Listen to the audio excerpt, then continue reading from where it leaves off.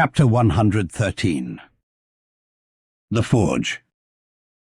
With matted beard and swathed in a bristling sharkskin apron, about midday, Perth was standing between his forge and anvil, the latter placed upon an ironwood log, with one hand holding a pike-head in the coals, and with the other at his forge's lungs, when Captain Ahab came along, carrying in his hand a small, rusty-looking leathern bag. While yet a little distance from the forge, moody Ahab paused, till at last Perth, withdrawing his iron from the fire, began hammering it upon the anvil, the red mass sending off the sparks in thick, hovering flights, some of which flew close to Ahab. "Are these thy Mother Carey's chickens, Perth? They are always flying in thy wake. Birds of good omen too, but not to all. Look here, they burn, but thou livest among them without a scorch." "Because I am scorched all over, Captain Ahab," answered Perth, resting for a moment on his hammer. "I am past scorching. Not easily canst thou scorch a scar."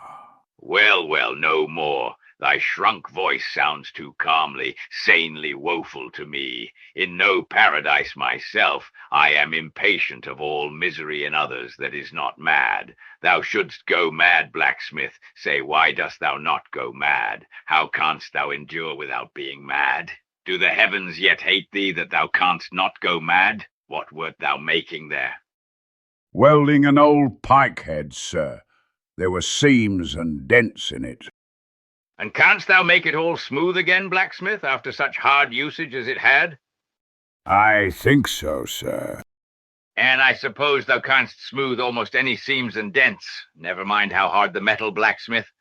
"Aye, sir. I think I can. All seams and dents but one." "Look ye here, then," cried Ahab, passionately advancing and leaning with both hands on Perth's shoulders. "Look ye here, bear, can ye smooth out a seam like this, blacksmith?" Sweeping one hand across his ribbed brow. "If thou couldst, blacksmith, glad enough would I lay my head upon thy anvil, and feel thy heaviest hammer between my eyes. Answer, canst thou smooth this seam?" "Oh, that is the one, sir. Said I not all seams and dents but one?"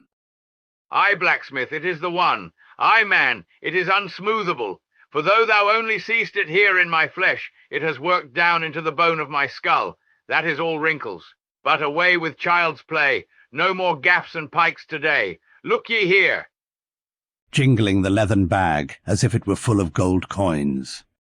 "I, too, want a harpoon made. One that 1,000 yoke of fiends could not part, Perth.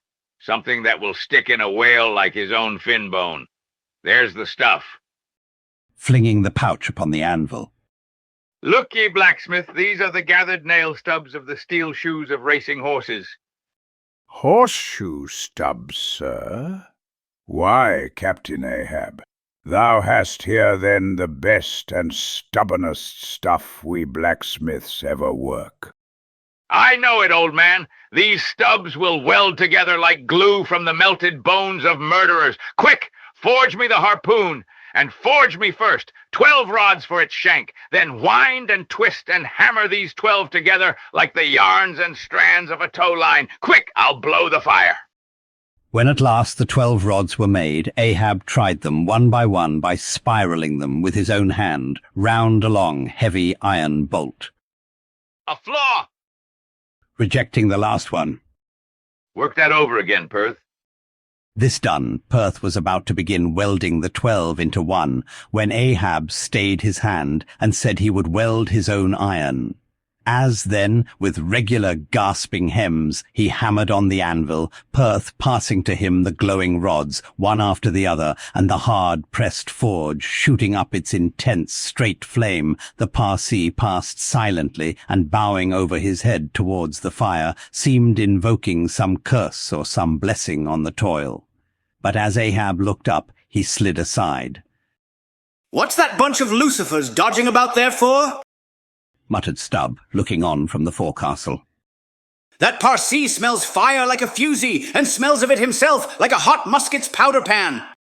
At last the shank, in one complete rod, received its final heat, and as Perth, to temper it, plunged it all hissing into the cask of water nearby, the scalding steam shot up into Ahab's bent face. Wouldst thou brand me, Perth? Wincing for a moment with the pain. Have I been but forging my own branding iron, then? Pray God, not that. Yet I fear something, Captain Ahab. Is not this harpoon for the white whale? For the white fiend, but now for the barbs. Thou must make them thyself, man. Here are my razors, the best of steel. Here, and make the barbs sharp as the needle-sleet of the icy sea. For a moment, the old blacksmith eyed the razors as though he would fain not use them. Take them, man. I have no need for them, for I now neither shave, sup, nor pray till, but here to work. Fashioned at last into an arrowy shape, and welded by Perth to the shank, the steel soon pointed the end of the iron. And as the blacksmith was about giving the barbs their final heat, prior to tempering them, he cried to Ahab to place the water cask near. No, no, no water for that. I want it of the true death temper. Ahoy there, Tashtigo, Queequeg, Dagu. What say ye, pagans? Will ye give me as much blood as will cover this barb? Holding it high up. A cluster of dark nods replied, yes. 3 punctures were made in the heathen flesh, and the white whale's barbs were then tempered. Ego non baptizo te in nomine Patris sed in nomine Diaboli. Deliriously howled Ahab as the malignant iron scorchingly devoured the baptismal blood. Now, mustering the spare poles from below and selecting one of hickory, with the bark still investing it, Ahab fitted the end to the socket of the iron. A coil of new tow-line was then unwound, and some fathoms of it taken to the windlass, and stretched to a great tension.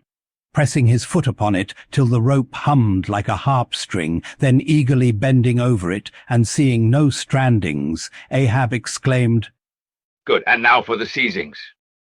At one extremity the rope was unstranded, and the separate spread yarns were all braided and woven round the socket of the harpoon. The pole was then driven hard up into the socket. From the lower end the rope was traced halfway along the pole's length, and firmly secured so, with intertwistings of twine. This done, pole, iron, and rope, like the 3 fates, remained inseparable, and Ahab moodily stalked away with the weapon, the sound of his ivory leg and the sound of the hickory pole, both hollowly ringing along every plank. But ere he entered his cabin, a light, unnatural, half-bantering, yet most piteous sound was heard. O Pip, thy wretched laugh, thy idle but unresting eye, all thy strange mummeries not unmeaningly blended with the black tragedy of the melancholy ship, and mocked it.